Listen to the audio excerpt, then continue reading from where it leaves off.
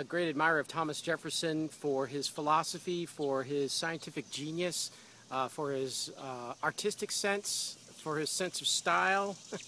And but now, coming to Monticello, I'm really appreciating what I always kind of didn't appreciate much was his the fact that he was a lover of nature and a great farmer.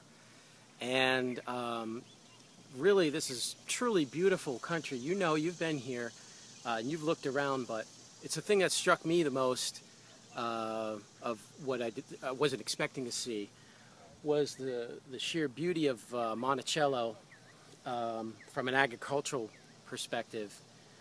And behind me, you see the ridges of the Blue Ridge Mountain, mountains on all sides, all the plans he had for this place to beautify it, to make it sort of an ideal vision of what man, the integration of agriculture and civilization, nature and man together. So I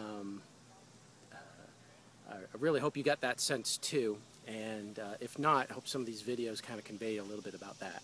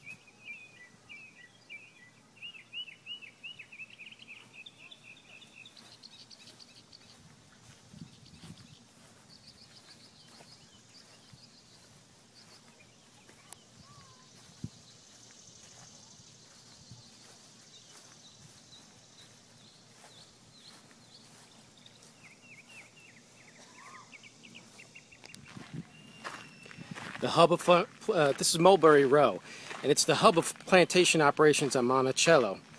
It was a 1,000-foot road Jefferson called Mulberry Row after the trees that lined it. At the height of activity in 1796, there were 17 structures along Mulberry Row, from the stable at the northeast end to the sheds for sorting coal at the southwest. And we're going right now from in that direction towards the southwest. In between were 5 log dwellings for slaves, a stone house for free resident workmen, a wash house, a smoke house, and a dairy.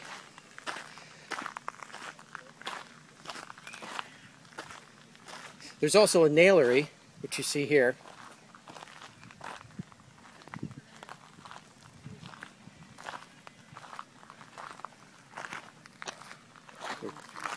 There are 2 woodworking shops and also buildings for storage.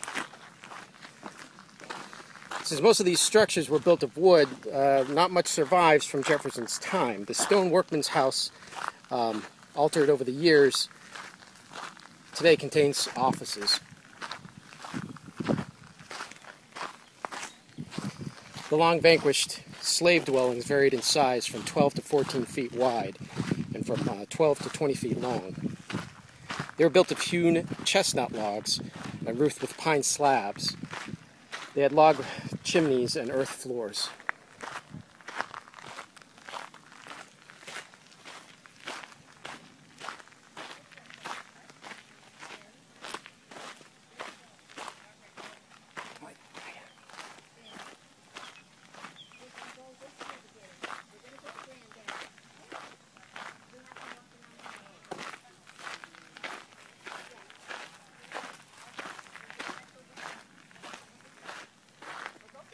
With its woodworking and iron woodworking shops, as well as textile operations, Mulberry Row made Monticello a kind of industrial village. It was independent, self-sustaining. The enslaved artisans, often trained by hired white craftsmen, achieved a high level of expertise in various trades.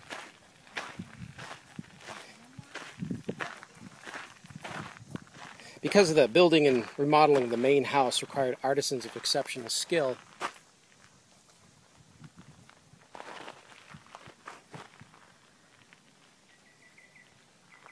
the enslaved artisans, as well as the hired white craftsmen, achieved a high level of expertise in a variety of trades. Monticello exemplified far more than just the usual southern plantation self-sufficiency. Monticello's workmen eventually carried their craftsmanship beyond this mountaintop in the construction of the University of Virginia and of dwellings, taverns, and courthouses elsewhere in the country. This is the site of the nailery. Jefferson established the nailery in the 1790s to provide a new source of income while his farms were being brought back into production. Each day, slave boys aged 10 to 20 made 8,000 to 10,000 nails, which were sold to the neighbors and local storekeepers. During his 1794 to 1796 retirement, Jefferson monitored the daily performance of the young nailmakers, weighing the iron and nails to calculate their productivity and efficiency. Initially quite profitable, the nailery later suffered from indifferent management and an influx of cheaper imported nails. The effects of the embargo of 1807 and the War of 1812 on the supply of imported European goods impelled Virginians to turn more seriously to household manufacturing, especially of cloth. Our nation had to become more self-sufficient and rely less on imported goods as tensions with European nations increased. The joinery. This woodworking shop on Mulberry Row was the site of the crafting of some of the finest architectural woodwork in Virginia. Hired white joiners like Irishman James Dinsmore and John Nielsen came to Monticello to work on the construction of the house and passed their skills on to slaves like John Hemmings and Lewis Hemmings. And Lewis also became a skilled cabinet maker, making chairs, tables, and desks. Hemmings was freed by Jefferson in his will.